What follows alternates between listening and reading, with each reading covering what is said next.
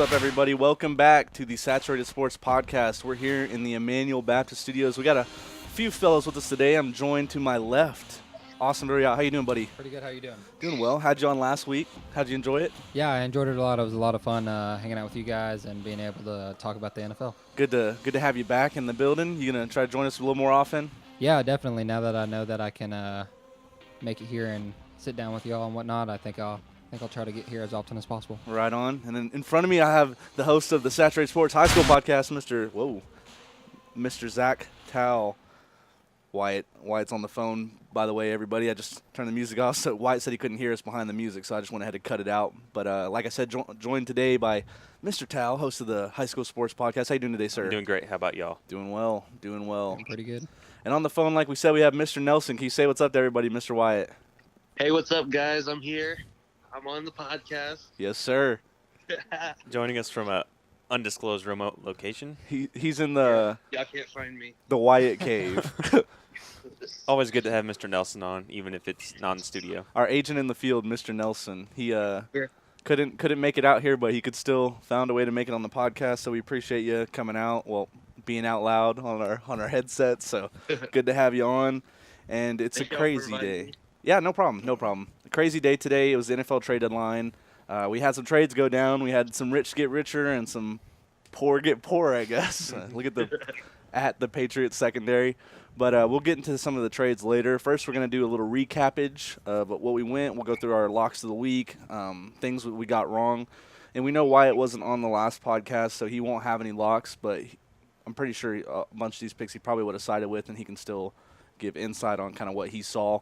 Then we'll go ahead and start with that Thursday night matchup. It was the massacre that we saw happen in Houston. Houston just getting Demaryius Thomas, of course. Wasn't here for this game, obviously, but DeAndre Hopkins got it done. Texans went on to score 42 points. They handled the Dolphins. Brock Osweiler looked bad. Did any of y'all get to see any of that game? I don't think I got to see any of it. I didn't get to watch any of it. I did get to see the final stat line: 4 incompletions for Deshaun Watson, 5 touchdowns. It's pretty incredible. He really needed that after battling a chest injury. Yeah. Why did you catch any of that game? I did not watch any of it, but like Austin said, I watched highlights. And Yeah, I don't blame y'all. The Thursday night games honestly have been terrible.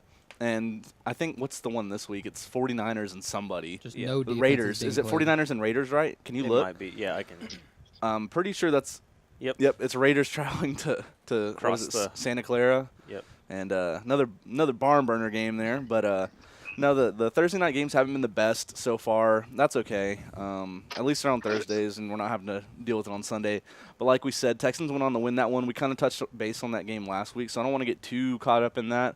I'm pretty sure we all had the Texans winning that game, especially against Brock Osweiler. Texans are at home. Had won 4 straight, now 5. Only bad news out of that game, Will Fuller is out for the season, tore his ACL. Sad horn in the background for Will Fuller. We wish him the best. Hopefully he recovers. And then we'll go ahead and move on to the games that we did. We definitely did pick-ems for this. Yep. We had the Eagles traveling. Well, they're both in London, but it's basically it is a home game for the Jaguars. And they've actually talked about moving them to London. They have. You've heard They that? have. The Jaguars have played a game in London one game in London every year since 2013. So this is pretty much their home turf. They got a ton of fans over in London. But the Eagles were able to go over there and handle their business in what was a close game. Surprisingly close game. I feel sorry Yeah. for these London fans, though, because the Jaguars are like as close to a team as they have, and it's the Jaguars. Well, I mean, here's the interesting part is that they have had good teams go there. Like the defending Super Bowl champions are playing there, so that's cool. They get to see like a lot of these teams are going. Cowboys have been there before. Yeah, but the team they get to see at Valfell every year. Yeah, it's the home team. It's just, I think all 4 of us. Nope, Andrew picked against us. Yeah, this was the only one we had one person go off of the group from. That was Andrew. He picked the Jags. So should I give him the horn? Yes, I Yeah. think we should. Whenever you pick against us, Andrew, you get the horn. Eagles go on to win that game. Carson Wentz had 3 touchdown passes. Blake Bortles, a lot of incompletions. Not as many turnovers this game, but they took a bunch of sacks. They traded away Dante Fowler today to the Rams, of course. Rich get richer. Eagles were able to land Golden Tate from the Lions for a 3rd-round draft pick. What do you think about that, Wyatt? I know you watch Golden Tate and you know a lot about him, and I know you've seen Dante Fowler. What did you make about those trades today? I really like the Golden Tate trade. It really opens up Marvin Jones. I've got him on my fantasy team, so hopefully he'll start scoring more points, more targets. And I like Dante Fowler to the Rams. It just makes them more of a contender. They're just gonna. I mean, that often or defensive line was already good, and now just even better. And so I'm excited to see what that does. I was talking to a coworker today, and we were talking about like it just seems like it's getting more and more competitive. Like everybody's like the same. Yeah. And I don't know. Somebody has to be a top contender. A lot of these teams have shown more aggression as of late, and especially the Eagles and Rams for that matter. They've been the aggressive teams out there in free agency and in trades. More so the Eagles probably than anybody else lately with the Jay Ajayi trade, and then now going for Golden Tate, and then with the Alshon Jeffrey move that they made 2 years ago. They've been one of the more aggressive teams, and it paid off for them last year. So I think they're trying to make another splash play. But we'll go ahead and move on. Sadhorn for all of us. Yep. Play. I had just went on talking about the Ravens and how I thought that, like, oh, this is an elite defense. I went on to clamor for them. I was like, the week before I talked about how I didn't believe they were an elite defense, how I thought they were a good defense, not great. Then they give up 36 to the Panthers. They give up 36 to the Panthers, and it wasn't even in a huge flashy way. The Panthers just grind them into submission, and I just remember watching it, and I was so, like, upset. I was like, how does this happen? Like, I just go on clamoring about how good they are, how I think that they're elite across the board, and then they go have a letdown like this. All four of us picked the Ravens to win that game. They fall back in division standings a little bit with the Steelers and Bengals winning. Obviously not the Browns, but they're not really contenders at this point. But Panthers kind of shut us all up a little bit since we all swept and picked those guys. I know I can't be the only one who's surprised by that, considering we all picked the Ravens to win that. What did you make of that?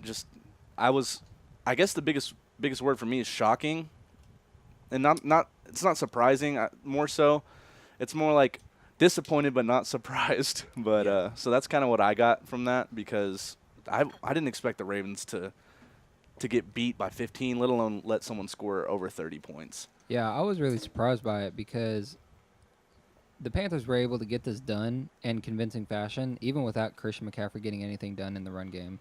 So that was all Cam Newton for this whole game, and he played great. Can't take anything away from him. The Ravens, they really let themselves down, giving up that many points. I mean, that's a huge amount of points to give up.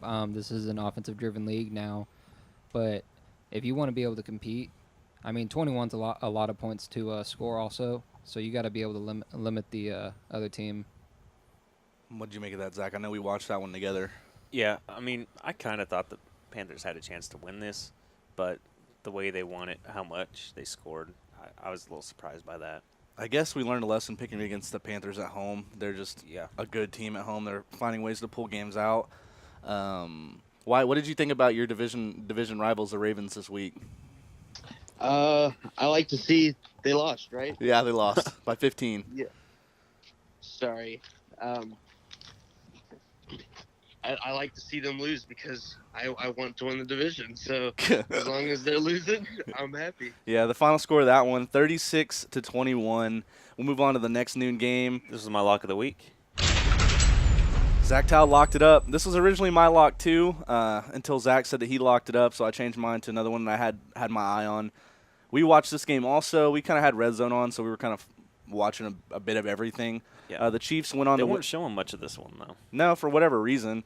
I think it's just because of, like, I feel like the Chiefs scored 30 real quick and then just didn't score anything else. Yeah. Patrick Mahomes did it again. Multiple touchdown passes. Kareem Hunt had one of the best runs of the season. If y'all haven't saw that highlight, go check it out on YouTube. Just type in Kareem Hunt jump against the Broncos, and he literally jumped over an entire player. Yeah. Not even a hurdle. It was like a straight jump upwards. Yeah. Like, it was not a hurdle. But I don't know, not too much to say about it. It's kind of what we all expected. I think we all picked the Chiefs, but I remember saying I wouldn't be surprised if this was a closer game than I thought, but didn't expect it to be a trap game. Broncos played well. Case Keenum kind of kept them in there, but news out of the Bronco front, Demaryius Thomas got traded to the Texans, like we said. And I think it's because Cortland Sutton in the last 6 weeks, he's either had a touchdown or a reception of 40 yards or more. So when we all look at Demaryius Thomas, we obviously know that he's not one of those short pass kind of guys. He's kind of the guy stretching the field, making plays down the field. And whenever Cortland Sutton's been doing this, it's your first-round pick.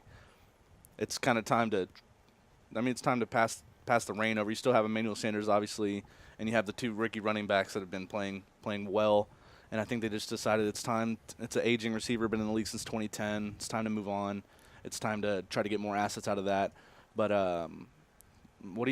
Patrick Mahomes still doing it, still slinging it, still getting it done against one of the better defenses in the NFL. I'm just blown away from his season so far, and I'm interested to hear what y'all have to say about that because obviously Zach knew it was going to happen. He locked it up. But it was exciting to see Patrick Mahomes get it done against Von Miller and them, sweeping the Broncos on the season. Yeah, he had a really good game. Von Miller wasn't much of a factor in this game, actually. I know he's coming off of a slight injury. I don't know what the deal is with that, but in this game, they had the game locked up pretty good. I think what happened. You said locked up? Yeah, I said locked up. I think what happened though towards the end, which is why it was a little closer than expected, was they just took their foot off the gas, and that kind of let them claw back into it. But I think one of the keys for the Broncos in this game was that they had great offensive line play. Mm-hmm. Phillip Lindsay was not getting touched for I think like 5 yards. Like 50% of his yardage was basically before first contact. Really? So their offensive line has been playing great. The Kansas City Chiefs defense has actually stepped up, though. I mean, only giving up 23 points to a Broncos team that's not terrible, Yeah. but not great either. I think they're making a turnaround here. D Ford's really showing up for that pass rush, getting a lot of pressure on opposing quarterbacks. So Yeah, I said that on our last podcast that the Chiefs defense was starting to step up. When you said over under 35, I picked the over. I thought the Chiefs should have scored a little bit more here. And like Austin said, they were taking their foot off the gas. I felt like they should have kept it going, or Yeah. you're going to end up in a close game like this where you're just winning by 1 touchdown against the Broncos. And the Broncos are a tough team, and they had a little close call at them the last time they played them, but they got the win over them both times, so that's what matters. Yep. And we'll go ahead and move on to the next game. The Browns, the Hugh Jackson-less Browns, the Todd Haley-less Browns, as of now. Fired. You're gone. You gotta go. These guys suck. Oh, brother, this guy stinks! It's just funny. I mean, it's needed to happen for a long time. I just think it's ironic how Hugh Jackson goes, 1-30-31 for 2 seasons, doesn't get fired, wins more games than he has the last 2 seasons, ties the game. Hey, you're gone. Did y'all see the list of coaches that have been fired after their second loss to the Steelers in the season? No. There's like 5 or 6 Browns head coaches that have all been fired after their second loss to the Steelers in the season. I mean, which kind of makes sense, but this Gotta lay it to him. you got to do something. But they have Greg Williams, the interim head coach for now. mustache guy, right? Is the hard-nosed defensive coordinator. this is the head coach in 2003. He was a part of the New Orleans Saints bounty gate back then. Yep. Has not held a head coaching position since then. Probably won't. Yeah, Well, so I mean, he probably won't be able to interim hang doesn't on really this. count. This is kind of one of those situations. He's got a dark past, kind of. So it's a little bit of a touchy subject. So The only thing about Greg Williams is a lot of his players love playing for him. It's like they'll rave about him and stuff like that. There just is like those clouds that hang over his career. But we won't get too far into that. That's kind of it that we'll talk about for the coaching situation of the Browns. It is what it is. They no longer have Hugh Jackson, like we said. Browns look terrible in this game. Weren't able to really get anything going. they played hard, though. They played so hard. The defense against was just gassed at the end. I mean, that's what happens when you just got the Steelers just laying it into you. James Conner had an amazing game, so they're just going to keep feeding him, keep chewing time off the clock, force the defense to stay out there. And it puts them in an interesting situation, too, because James Conner is absolutely road graded since he's had the starting job. No one expected it. I know I certainly didn't expect it, especially from the limited work that I'd seen. And last season, when James Conner came in, it was kind of just like whenever he was in it, kind of tasted like eating cornflakes without any sugar in it. It's just like it's cereal, but it's not good. This year, it's been Frosted Flakes, and he's just been destroying it. a lot of 100 yards from scrimmage games, a lot of 100-yard rushing games. Having another one today, I think he was second in the week in rushing, had a multiple touchdown game, making a case for MVP, third in rushing right now. What do you make of that situation, Wyatt? I know you're a Steelers fan. Like, what do you want to see with the whole Lev Bell situation? I know he didn't sign his franchise tag before the trade deadline, so he will only be able to play for the Steelers this season. But I'm interested to see from like a fan's perspective, like how do you feel about the Connor Bell situation? So I really like how Connor is producing. I definitely did not expect any of this. And with him producing that way, the only way whenever Bell does come back, the only way I see that going is if they split carries, just because like Connor's got the entire team on his back. Like everybody supports him, and everybody from what I've seen, there's few players that don't support Bell, and then there's a few players that, oh no, we want you back. Yeah. And so I'm excited to see when Bell does come back, if he comes back. I mean, he's already given up like thousands of dollars. Yeah. And so who says he even comes back? Like he could just become a unrestricted free agent and play next year. Yeah. I guess because if he signs a franchise tender, he gets to see that again. Yeah. Next year. And so who knows? It'd be interesting to see how that situation does play out. I know everyone's kind of like eyeing it, especially fantasy-wise. I know a lot of the people out there play fantasy football, so that's another reason to keep your eyes on that situation. Did we all pick the Steelers to win that, correct? Yeah. So I'll go ahead and give that a little pat on the back, and then we'll go ahead and move on to the Seahawks-Lions. Ooh. We all picked the Lions to win this, so a little bit of a letdown. We watched a lot of this game because it seemed to always be on. We were kind of disgusted by how much it was on. Wish they would have shown some other games. Lions just not getting it done at all. They weren't really running the ball well. They weren't doing much of anything well. Really, the only player that had a good game was Marvin Jones. 2 touchdown passes, good amount of receiving yards, and I honestly think that's kind of what was the little last nail in the coffin with Golden Tate and them kind of being like, hey, we could probably get by without Golden Tate because, I mean, his contract's up after this year. So essentially for the Eagles, they're getting a little bit of a rental, and if he doesn't sign back, they gave up a third-round pick for him. The Lions probably would have got a complementary third-round pick anyways, but they wanted it now instead of in 2020. So I see the reasons for making that trade.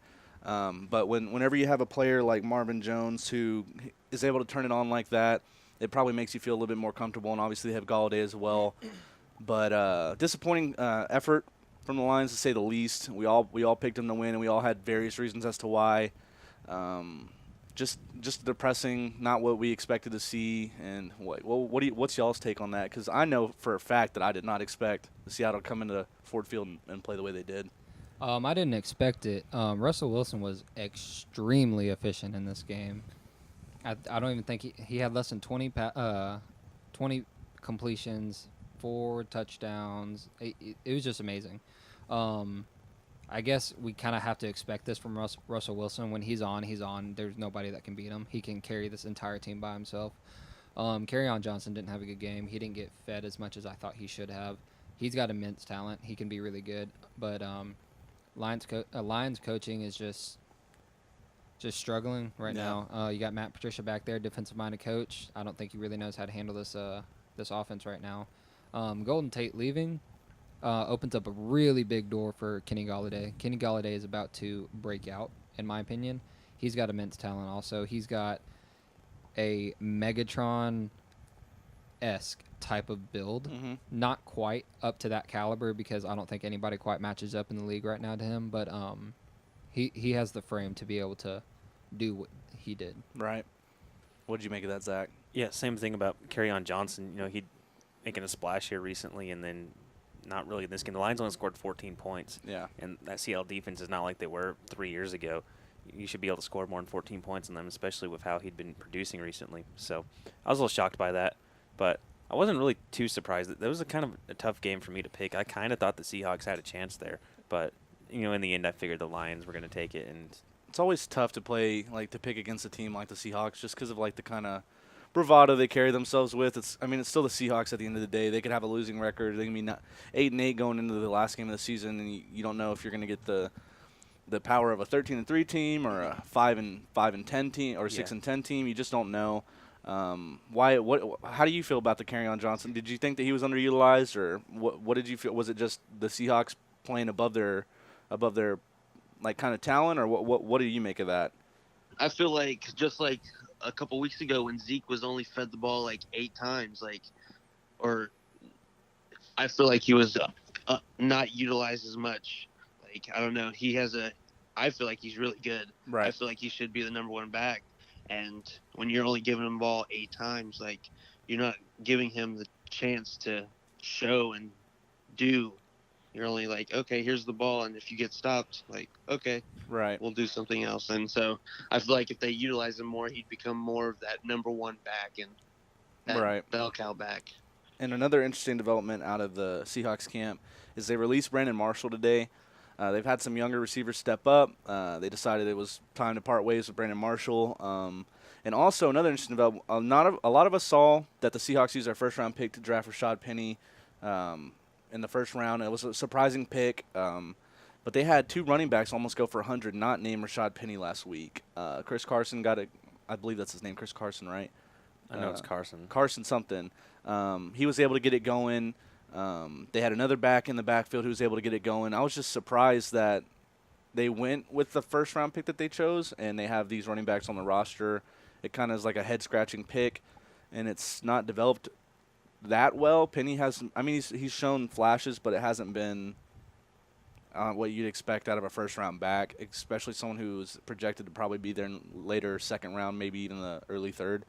But we'll go ahead and move on to the next game. My lock of the week. Scary lock of the week. I was so Bengals confident. Buccaneers, 37-34 final there, almost spoiled by Fitzmagic. Yeah, Fitzmagic. The best backup quarterback in the league, but he decides You can't pay him. he's a Hall of Fame backup quarterback. Whenever he knows he's not the starter, he's going to play like the second coming of Christ. But as soon as you give him that starting role, it goes down. Which he has this week, right? And I think it's going to be a little bit of – Oh, brother, this guy stinks! He is so deceptive. He'll do whatever it takes to kind of show, like, hey, give me money. Hey guys, I'm Ryan Fitzpatrick, and I'm gonna bring this team back, but don't let me start because I'm terrible. But it's fun. It's just so bad because whenever he's in this capacity, like down 18 points, almost able to bring him back, ties the game. Bengals go down and kick a field goal to win. Yeah, it really came with It wasn't even up to him at that last point. Yeah. It's just like, hey, defense, make a stop. I'll probably win. He probably would have won the game in overtime, honestly. Yep. And I was so frustrated watching this because early in the day, the Bengals are just handing it to the Bucs. Four turnovers from Jameis Winston, 4 interceptions. They had a pick 6, and I was so confident. I kept telling Zach, like, this is my lock of the week, man. I got this one right. I was like, I really torched this up. Bengals had just lost. Bucs had just won. I was like, but I don't care.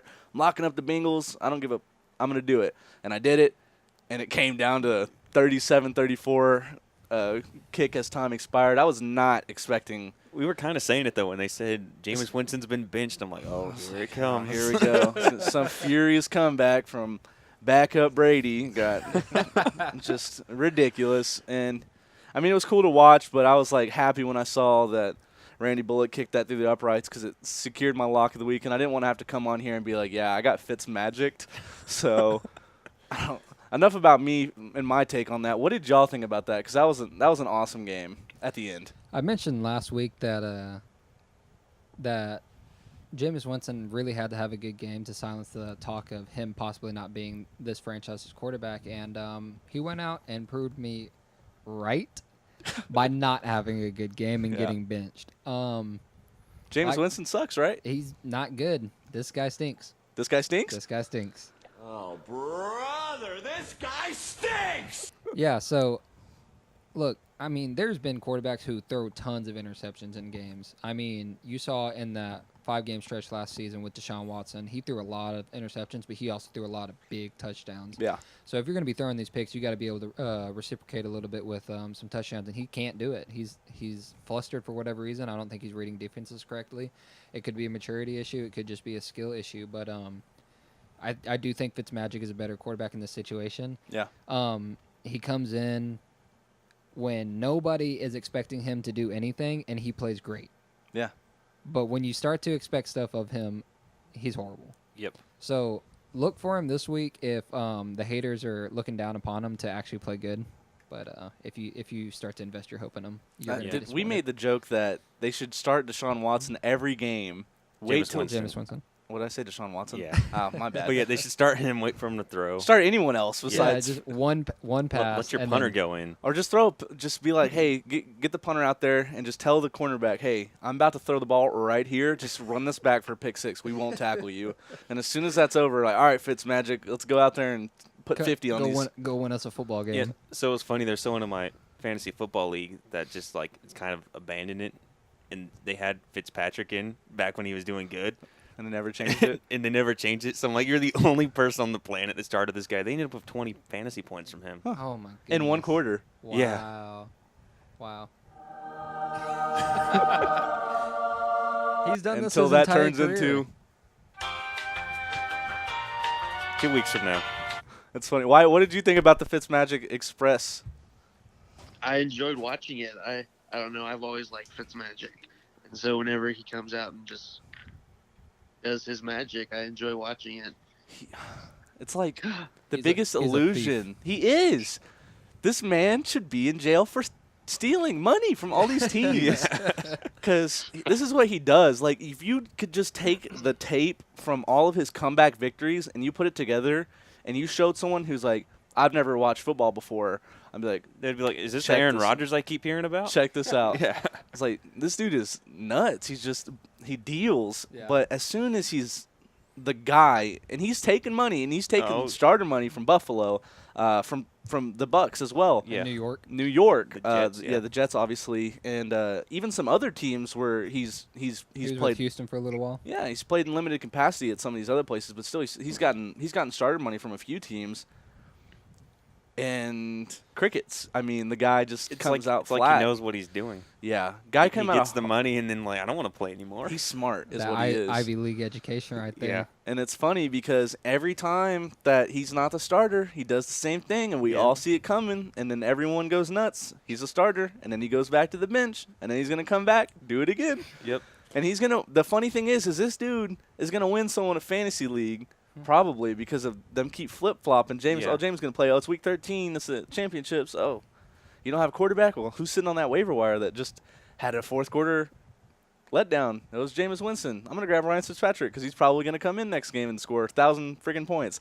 But enough about that man who, that man. That But shall no longer be named. yeah, we'll go ahead and move on to the next game. We have the Jets traveling to the Bears. Was that a sweep? I believe so. I think we all picked the Bears. I'm pretty sure. Yep, we did. We're high fiving in the studio because we got that pick right. I High almost five, locked Wyatt. this one up. High five, Wyatt. Because I'm pretty sure you would not have picked the Jets to beat the Bears. Are we correct in saying that? You are very correct. The Bears able to get the job done at home. Nothing flashy about the performance, just kind of grinded down him. Mitch Trubisky's shown why, in my opinion, he's the best rushing quarterback in the NFL right now.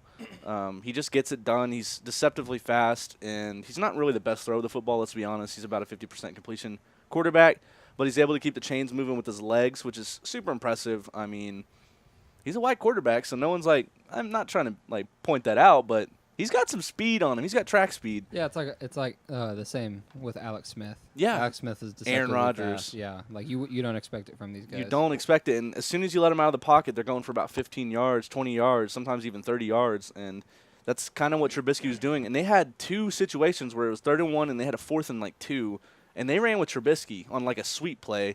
It's like they're putting a lot of faith in their quarterback, and it's just Matt Nagy, I think Matt Nagy. Nagy, whatever, putting a lot of faith in his quarterback, saying get out there and run that ball because we trust you. Get the first down, and he did it both times. Sam Darnold looked okay at best. Doesn't really have any receivers right now, so there's not.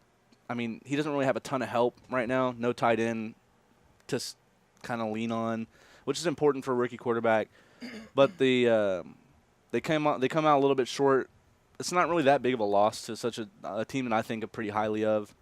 The Bears have a decent defense without Khalil Mack. They have a great defense with Khalil Mack. Khalil Mack obviously didn't play, but they're able to get the job done, and not too much to say about that. I mean, Yeah, there's really not much to say. I think Mitch Trubisky still developing. definitely. Still has not hit his ceiling. Matt Nagy is kind of covering up for a lot of his flaws, and Sam Darnold's working with table scraps over in New York. So Yeah.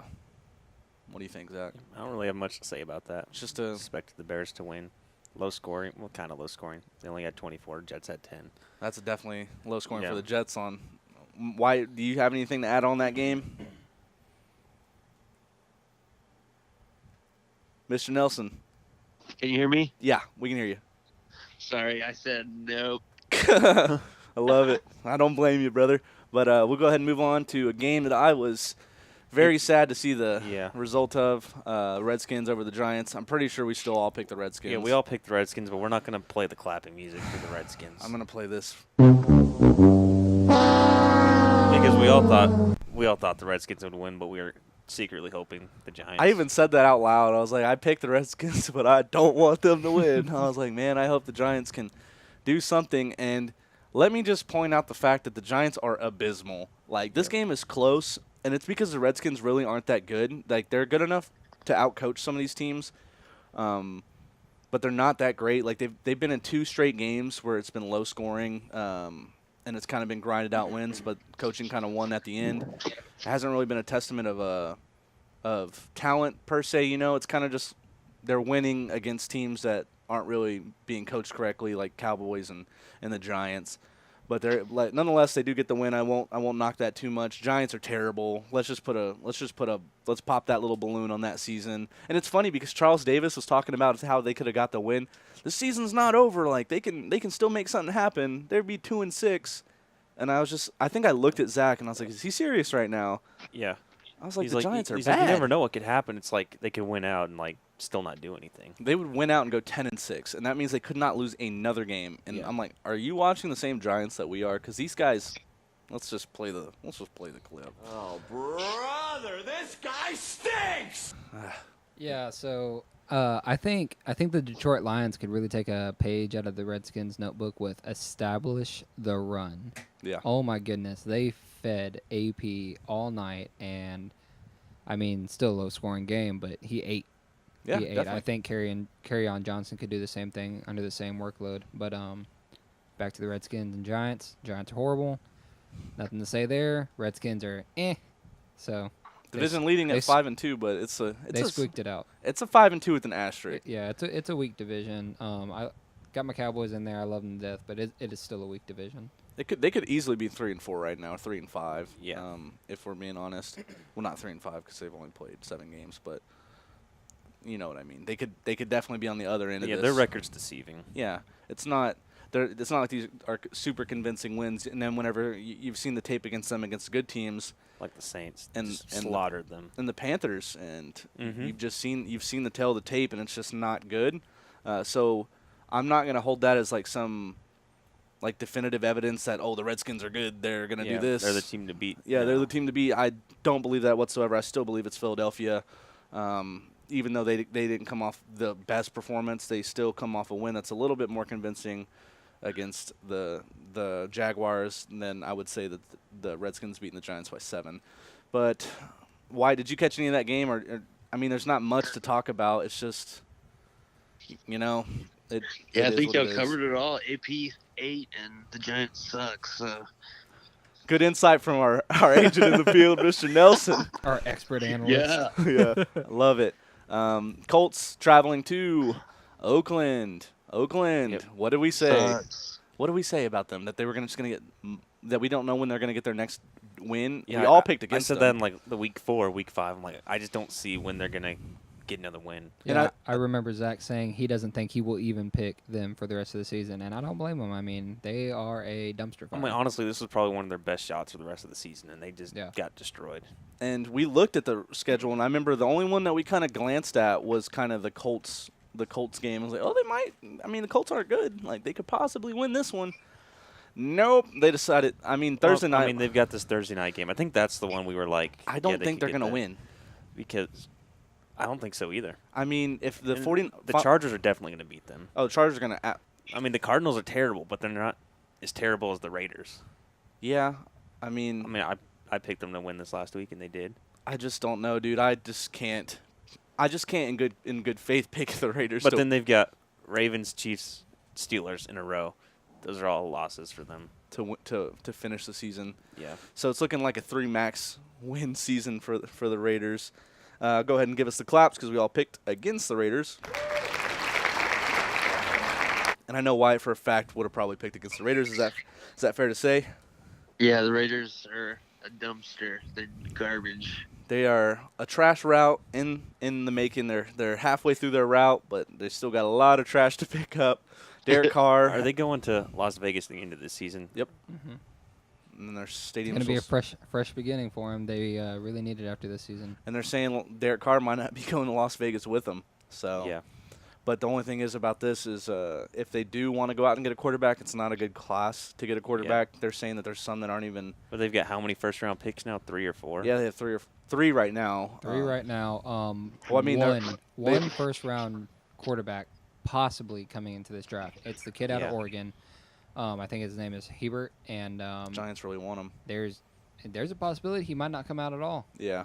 So we'll see. I guess it's kind of his discretion whenever he looks at the league and sees kind of like what's going on. Like, which dysfunctional team do I want to go to? If it's the Browns or something, or like, well, I mean, it's kind of tough because the way it's going to shake up, some of these teams might not need a quarterback. So if he's looking at, he's like, oh, I'm going to declare for the draft, and it's not like basketball where you can go get opinions and stuff, and it's kind of like after your pro day and you do the combine, that's kind of whenever you find out really what your stock is. I mean, you don't know. You could be getting picked like 20th to a team that you don't expect to like drop to. Be like, oh, I'll probably be a top 10 pick. Gets picked like 26th to a team like, I don't know, that you just don't expect to go to. So it's always tough. But I don't know what I expect from him. He could easily go back to stay another year. I don't know. It's a weak class. He could probably pull up his stock next year. But one of the reasons that I could see him coming out is just because of how weak the class is, that he could be the first quarterback taken, and it's always something that he could have on his resume. But back to the Chargers game. Colts came out and just did what they wanted. Marlon Mack was able to get involved.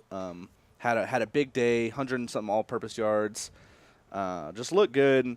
Not too much to talk about on the Raiders front, and I don't really want to even get into it too much just because I don't want to spend a bunch of time on a team that's not going anywhere.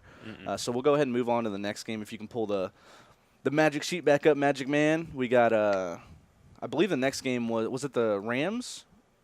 Or what? Oh, it was 49ers Cardinals. Yeah. So that was a game that we were split on. I believed that the 49ers were going to win. Austin believed that the 49ers were going to win. And Zach and Andrew picked the Cardinals to win that game. They ended up winning. We kind of saw some bits and pieces of it on Red Zone. It was a terrible-looking game the entire time. It always looks terrible. And the 49ers were in the driver's seat for the majority of it. They just lost it at the end, which I was surprised to see. I watched the post-game press conference from the Cardinals head coach. He was very happy to get a win. He's like, we're going back to work, and the whole team was laughing. He's like, no, I'm serious. We're going back to work. Like, this is not a feeling. Like, I know we got to win, but this is not it, Chief. So we gotta keep going. I don't want to spend too much time on this one either, just because it's two bottom-of-the-road teams. Both kind of not really playing for much. Nothing to really say about it. Couldn't probably make the playoffs if they wanted to, but I'll let y'all talk about that a little bit. 49ers do have that Thursday night game against the Raiders, but we'll talk about that on Pick'em. But other than that, not too much to say about it. What do you think? Josh Rosen played well. He came back in and kind of late game heroics, won the game. And it's not really much to say about that because it was such a low-scoring game. Really not much work to put in, but yeah, they've still got to improve. 49ers just they're missing Jimmy Garoppolo right now. For sure. Yeah. 49ers have a lot of injuries they're dealing with. Yeah, they do. Why? Anything else to add to that, or we good for a takeoff to the next game? I think we're good for takeoff to the next game, guys. All right, perfect, because that was not the most fun to talk about. Lots of interesting things with this next game. Rams and Packers. Andrew's lock of the week. Came down to some little last-second heroics from Ty Montgomery, who was traded to the Baltimore Ravens for a 2020 7th-round pick. Oh, boy. A big old slap in the face. You suck. Hey, here's the horn. Oh, brother, this guy stinks! stinks. And it was funny because a lot of you who listen to the podcast, we have Chase on here all the time, and I was texting him during the game. We kind of were going back and forth with what we saw, and I was like, oh man, Aaron Rodgers with a little over a minute left, and there was 2 minutes left. Yeah. I was like, they're about to go win this game, and then very next play, Nope. and he was told to not take it out of the end zone. He took it out anyways. Yep. Takes it out of the end zone, fumbles.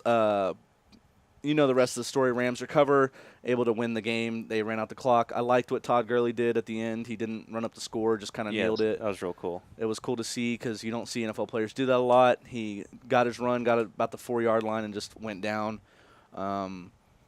He didn't just go down. He ran that guy over to make sure he didn't go out of bounds, too. I think statistically speaking, though, he should have went in for the score because it would have made pushed it to a 2-point or a 2-possession game. I kind of said that at first, too, but then I yeah. thought about it. Then you've got Aaron Rodgers come back on for a minute. Yeah. Then they could potentially do an onside kick and get it back. There's definitely arguments for both sides Yeah. for it. I mean, I like running out the clock. I mean, there's no real reason. Like, all you have to do is get the snap. I'm sure Todd Gurley fantasy owners weren't happy. Yeah, but even then, he still had a good performance. He still scored me a ton of points. I'm not upset. Yeah. Yeah, so, I mean, if you're like, get in the end zone, like, if you needed him to have that big performance, your team just sucks, let's be honest.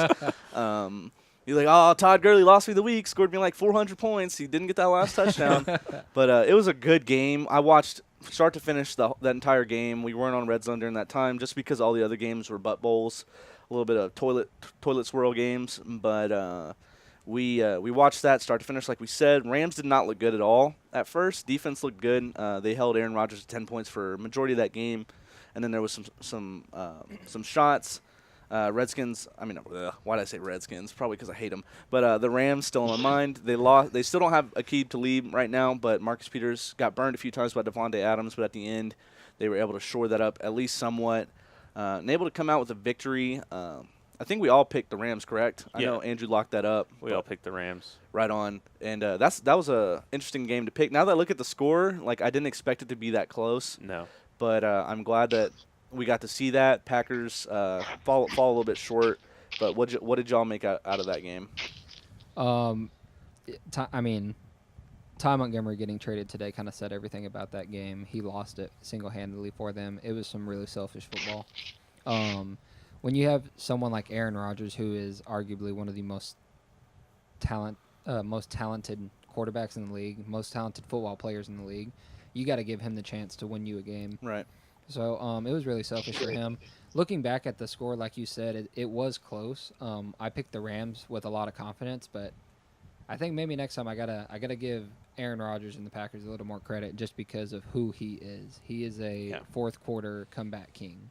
And real quick before I forget, let's talk about Robert Woods and the way he stepped up for that offense. Because I remember countless times where it's long down in distance, and I'm just like, man, they really missed Cooper Kupp here. And then just countless times over and over finding Robert Woods just coming out of nowhere to make these plays on third and long, second and long, like second and 19 at one point, and just coming out to move the chains. And when Todd Gurley wasn't getting it going at first, because I remember saying something like, Todd doesn't look like Todd right now, able to kind of shake that statement off at the end. But Robert Woods played a hell of a game. Let's be honest. I mean, he came out of really nowhere coming from Buffalo. Wasn't this highly regarded. It was all about Brandon Cooks and Cooper Kupp. And look at how Robert Woods has panned out. Honestly, one of the stories of the season for the Rams, just kind of coming out of nowhere, players making plays. Did we want to bring up the other Packers player that got traded? I know Chase might be listening right now and might upset him, but yeah, they have a very talented secondary, younger, so not a lot of experience over there. I think they're a little hurt getting rid of HaHa Clinton-Dix just for the fact that he brought a lot of experience and a lot of leadership to that team that they no longer have. I mean, it could be a cap space issue for the future, but I don't know the details of his contract to elaborate on that. I mean, I couldn't, in good faith, trade away the best secondary player I have with Kentrell Bryce being behind him, because I remember watching Kentrell Bryce earlier in the season. He's literally lost them games already. Yeah. He concussed one of his own players. He's the reason why, what's his name? The D lineman that they got, Muhammad Wilkerson, I think. Mm-hmm. The reason why he got hurt, out for the season. Just bonehead football player. I don't know if I could trust him. But what do you think about that, HaHa Clinton-Dix? He's traded for a fourth rounder to Washington, if you haven't heard the details on that. But just gut feeling, what do you think about that? Is dumb move by the Packers or just smart move by Washington? What's the story on that? I think it was a dumb move by the Packers for sure. I feel like he was a key leader in that secondary, and without him, he's not like. Who are they going to look up to? Who's going to call the plays? Who's going to make sure they're set up in the right sets and whatnot? And so I feel like it was a really dumb move by the Packers. For the Redskins, I just adding to Norman. That secondary wasn't the best, and so it's definitely a step up and good trade for them. I feel like they didn't give up too much. I didn't think, and I feel like it was good on their side for sure. And if we're being realistic, DJ Swearinger and HaHa Clinton Dix can be one of the best safety tandems in the league if we're being completely honest. Definitely. And I mean, not the Chiefs, the Redskins got him for great value. I mean, a 4th-round pick for someone of his caliber.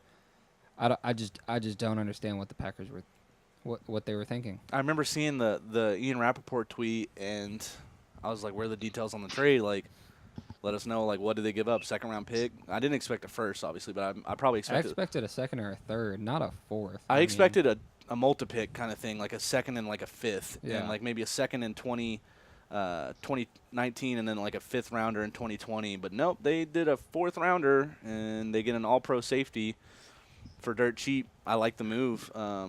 Contract expires in a little bit, but if they're able to strike a deal, that's a great move by the Redskins, and just a questionable move by Packers brass, giving up on your highest your best overall talent in the secondary, and handing over the keys to Devon House and Kentrell Bryce, especially in the key part of the season. I just don't know how much I trust that. But we'll move on to the Sunday night football game. Zach and Andrew both picking the Saints to win that. Austin and I going with the home team Vikings. We came up short on that end of the stick. Congratulations to Zach and Andrew. I wanted to pick the Saints at first, but I didn't. But Adam Thielen ties Calvin Johnson for most 100-yard games to start out a season. Or did he break the record? Was it? I think he broke it. No, I think it's tied. So it's tied. He's tied with Calvin Johnson for most or consecutive 100-yard plus seasons or games, and he has the current record for longest streak to start a season. Okay, that's what it was. So I think we should give him a little bit of a. Yeah, I mean, talk about a great story. I mean, kids from Minnesota, went to school in Minnesota, undrafted free agent, and I mean, just look at the guy he's become. Number 1 receiver on that team by far, better than Stephon Diggs. He's playing like a top 5 receiver in the league. Statistically, having the best season of all wide receivers. Yeah, for sure. I mean, let's especially consistency-wise. I'm not saying he's the best receiver in the NFL, but he's having the best season in the NFL. He's definitely top 5 receiver at this point. Numbers-wise, top receiver. Talent-wise, top 5. And it's scary too, because Stephon Diggs, whenever he's on too, because he had a 100-yard plus game too, and more receiving yards than Thielen in this game.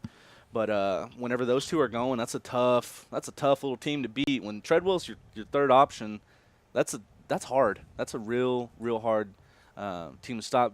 Saints able to get it done. They also made a trade last week. They have Eli Apple from the Giants. Giants kind of gave him away, so that kind of shored up their secondary a little bit. But they were able to keep the Vikings in check. I know we were kind of keeping our eye on it. We had the World Series on. We actually had a dinner at one of the local restaurants. We had TVs weren't exactly in our favor. We had to ask them to change them. Like, hey, can we get the game on over here? They're playing like boxing and like wrestling, not like wrestling I watch, like literally on the mat, like in a circle wrestling. I was like, get this garbage off. Oh my goodness. Then they had like NBA TV on. One was the Mavs playing, and then the other one was just on ESPN. So they're just showing highlights of the earlier games. So we watched all the earlier games. Help us out, guys. Speaking of Help us Mavs, out. Luka Doncic, Rookie of the Year. I think so. Maybe. get Chase I mean, he's going. playing like it. So He dropped 30-something on the Spurs last night, one of the best defensive teams in the league. But my man DeRozan was a little bit better, and that's what it is. But we'll get back to the Vikings Saints. I know we got our pick wrong, but I stand by it. I like that I picked the Vikings. I still think that they are the team to beat in their division. And that division's still a little bit wide open. It's by no means settled. But What did you think? I mean, we said it last week. It's hard to pick against Drew Brees. I think I've mentioned that neither one of us are wrong. right. Like if we pick the Saints or the Vikings, they're both great picks. Hindsight, now hindsight's Saints would have been the better pick, but obviously, Marcus Davenport 2 sacks. I remember how I said that think he Andrew wasn't called it. Because Zach texted me. I stopped watching it whenever I got home just because I was tired. I needed to lay down, and I knew the Red Sox were about to win the World Series, so I needed to cope with that. And Zach texted me, Andrew's UTSA guy has 2 sacks. And I was like, what are the odds? Because he goes, Marcus Davenport's going to have 2 sacks. Yeah, I'm like, there's no chance. I mean, he said it, and then it happened, and I mean, Oracle maybe, but Watch out for him because he got these other 2 picks, the Saints, the Cardinals. yeah, and he said this guy was going to have multiple sacks. Andrew needs to say something positive about the Cowboys. Right. Just keep me I in tune just with want the to know where season. his crystal ball is. I just want to look into it. But yeah. So Marcus Davenport had a good game. He provides a lot of much needed pass rush for that team. Eli Apple helped out their secondary with who's that? Who's their cornerback that they drafted last year? Lattimore? Lattimore hasn't been playing well this year, so he needed a little assistance. Drew Brees doing his thing, being Drew Brees, torching every defense that he comes up against. Anything with a heartbeat. Yeah, pretty much. At this point, who can stop the Saints? The Saints, probably. Yeah, I mean, he's carrying that team. He's got great weapons around him, great pieces. So Vikings just couldn't get it done. What do you have to say, Wyatt? What you think? Y'all said pretty much everything I could have ever thought of saying. But, yeah, the Saints it was a good matchup. The Saints just came out with it. And so, I mean, there's not much more to say than what y'all said. It's a pretty good problem to have. Like, Yeah. Covering the air and just not able to, like, you got it all. But Yep. it is what Yeah, it is. like, y'all Monday did night that. game. Monday night You game. ready for it? Who all watched it out of all of us? I watched bits and pieces. I watched every single snap. And I would never regretfully watched every single snap. And people that didn't, they see that score 25-6. Oh, Patriots just stomped them. No, it was not. all in the fourth quarter. I thought right? the Bills had a chance there. It was 9-6 the majority of the game, and I was in a. Okay, so don't come at me. I was streaming the game from a service that I did not pay for, but Ooh. on Twitch. Twitch had it, so get at Twitch, not at me. I'm a broke kid. I just want to watch the game. Well, Just I'm telling. fight me. It's like, what's the difference of me going to like a sports bar and watching it for free? I mean, I'm not paying. That's a good point. So fight me, internet. Well, you're paying them for the food. Who and says then I they're got using the money- water? And they're using the money from that I to got pay water. for the cable. He just sat there at the bar with water. Yeah, I It's was like, okay. give me a water. Don't even give me bread. I was like, but Andrew. yeah, it was 9-6. 9-6 the majority of the game. I'm in a chat room with a bunch of chaps just talking about how bad the game was, making jokes, just talking about how the Bills are terrible. And I remember Booger McFarland said at one point in the game, and I quote, that Calvin Benjamin is one Popeye's biscuit away from being a tight end. And let it out, Austin. You hadn't heard that yet? He's just, it's like a zoomed in, it's a zoomed in cam of Kelvin Benjamin on the sideline laughing, and you just hear Booger go, that man's one Popeye's biscuit away from being a tight end. And I just shook my head. That stuff was so funny. Oh, It was a little dirty, but that game was not as far apart as it would. No, not until that pick six that it was really sealed. Yeah, and I mean, And I was glad for it because if White had like 2 more yards, I would have lost my fantasy game. So I'm like, oh, when they intercept, I'm like, crap, they're gonna hand it to him to run out the clock. And like then running back, go all the way. Yeah. But no, it was funny because one of the guys was in the game. He's like, I hope White snaps his ankles. He can't get more than 3 points. I was like, dude, good luck. They're about to feed this man.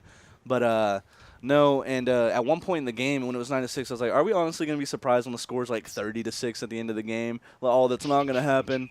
25-6. I was like, told you so. But White, what did you think? That game? Did you get to catch any of it? I don't blame you if you didn't.